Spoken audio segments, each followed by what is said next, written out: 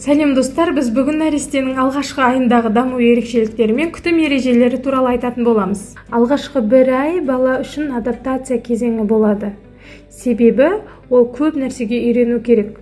Ол бұрын анасының құрсағында жылы және сулы ортада өсіп, тамақтануы мен тыныс алуы анасы арқылы жетіп отырған болса, енді ол өзі демалуы, дене температурасын өзі реттеуі және өзі ему арқылы тамақтану керек болады. Бір айлық бала бұл нәрселерге үлкен энергия жұмсайды.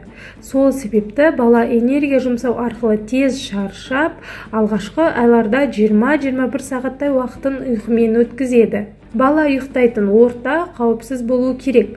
Баланың бесігінде жұмсақ жастық, артық көрпелер, артық ойыншықтардың болмағаны дұрыс. Бір айлық баланы ішімен жатқызғанда басын көтеруге тырысу керек. Балаға көкіректі жақындатқанда ему қабілеті болуы керек. Сол сияқты бала жұдырығын, саусағын соруы да мүмкін. Аяқ қолын ербеңдетіп қимылдата алады, қатты дауыстарға дірілдеп және жылау арқылы жауап береді, күледі, бірақ бір нәрсені түсінгендіктен емес, бейсаналы түрде жымияды. Көтеріп аяғын жерге тіресеңіз, жүрген сияқты қимыл жасай алады. Және алақанына тиген затты рефлекторлы түрде қысып ұстап алады. Көруі жақсарады.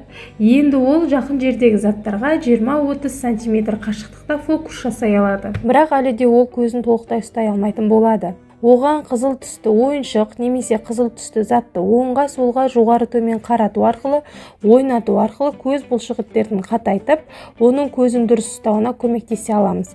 Себебі сәби алғашқы айда қызыл түсті жақсы көре алады, сосын өсе келе ашық реңді түстерді және ақ пен қараны ажырата бастайды. Сәби алғашқы айында 2-3 сағат сайын тамақтанады. Тамақтану сәбидің ең негізгі қажеттілігі болып саналады. Бала үшін ана сүті ең пайдалы қоректік тағам. Егер ана сүті жеткіліксіз болса, педиатрдың кеңесімен арнайы қоспаларды беруге болады. Осы кезде сәбиді дұрыс емізу техникасын білу керек. Сәбидің аузы ана төсін толық қамтуы керек. Яғни бала аузын кең ашып, көкірек ұшын ареоласымен бірге ему керек. Сол кезде сүттің шығуы жақсарып, ананың көкірегі ауырмайтын болады. Алғашқы күндері нәрестенің үлкен дәреті қара түсте болады. Оны меконий деп атайды.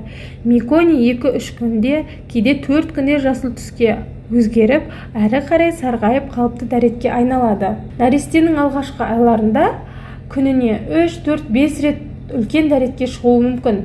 Немесе 4-5 күнге дейін үлкен дәреті болмауы мүмкін. Бұның бәрі қалыпты жағдай. Жаңа туған нәрестені 3-4 күннен соң толықтай шомылдыра беруге болады. Балаға арналған кішкентай ваннада жылы сумен, арнайы сабынмен немесе қарапайым тұзды сумен шомылдыруға болады. Және аптекадағы арнайы череда, ромашка сияқты өсімдік тұнбалармен жуындыруға болады. Сонымен қатар магний тұзына да жуындыруға болады.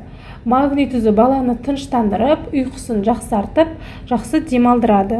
Әрі қарай баланың толықтай денесін жуып, көз, құлақ, мұрын, шаш және денедегі ауа кірмейтін құлақтың арты, саусақтарының арасы, қолтық сияқты жерлерді мұқият тазалап, 5-10 минут көлемінде жуындыру керек. Әрі қарай бала өскен сайын 15-20-25 минут суда шомылдыра беруге болады. Шомылдырған кезде үйдің ауасы қалыпты жылы күйде болу керек. Сәбидің жөргегін 2-3 сағат сайын ауыстырып, әр ауыстырған сайын жылы сумен жуып немесе сулықпен тазартыңыз. Бір айлық нәресте ерекше қамқорлықты қажет етеді. Бұл кезең ата-ана үшін есте қаларлықтай әрі әсерлі сәттердің бірі. Егер бейне пайдалы болса, лайк басып, арнаға жазылуды ұмытпаңыз. Сіздермен бірге болған дамушы бала. Келесі кездескенше.